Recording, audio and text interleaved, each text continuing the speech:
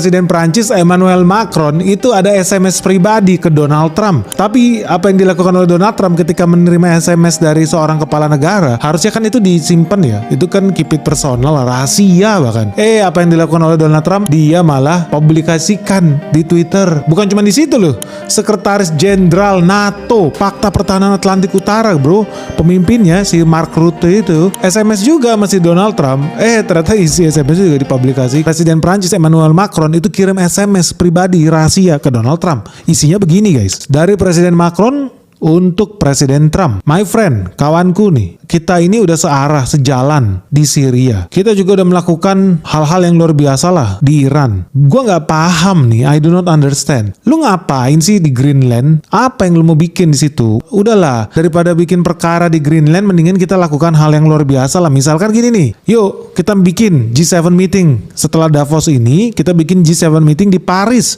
hari Kamis siang ini. Gue bisa invite nih pejabat-pejabat Ukraina, Denmark, Syria, bahkan Rusia bisa jadi gue undang juga nih. Nah abis itu kita bisa makan malam nih bareng-bareng di Paris sebelum lu pulang ke Amerika, kata Emmanuel Macron. Nah tapi yang jadi prahara adalah dia memperbincangkan tentang masa depan negara-negara lain sebetulnya di situ. Jadi bukan ngopi-ngopi santai, tapi lu berbicara tentang masa depan Ukraina, Rusia. Dan di sini secara nggak langsung juga ya Prancis sudah mengakui bahwa mereka ada cawe-cawe di Iran dan di Syria. Kan ngaco ya bro ya. Tapi ternyata nggak semuanya bisa terima fakta ketika SMS pribadi mereka dibocorin sama Donald Trump. Kenapa? Karena ketika dia cari di Davos itu, ya kalau lihat ya sebelum terjadi overshare SMS itu, banyak negara-negara Eropa itu yang berusaha muji-muji Donald Trump lah. Bahkan sampai jilat-jilat pantat Donald Trump lah. Tetapi ternyata ketika terjadi pertemuan di Davos, apa yang dilakukan Emmanuel Macron jauh berbeda dengan isi SMS ya. Kayaknya dia bete guys. Kenapa? Soalnya pas di World Economic Forum, Macron malah bilang dia lebih pengen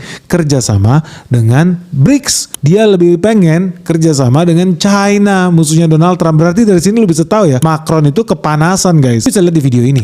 And the other objective is as well to build bridges and more cooperations with the emerging countries, the BRICS and the G20, because the fragmentation of this world would not make sense. And in the context of escalating trade tensions and Asian overcapacities, Europe must strengthen its trade defense instruments, including mirror measures to enforce regulatory standards, and we must improve the quality and added value of foreign direct investments, targeting projects with strong export potential.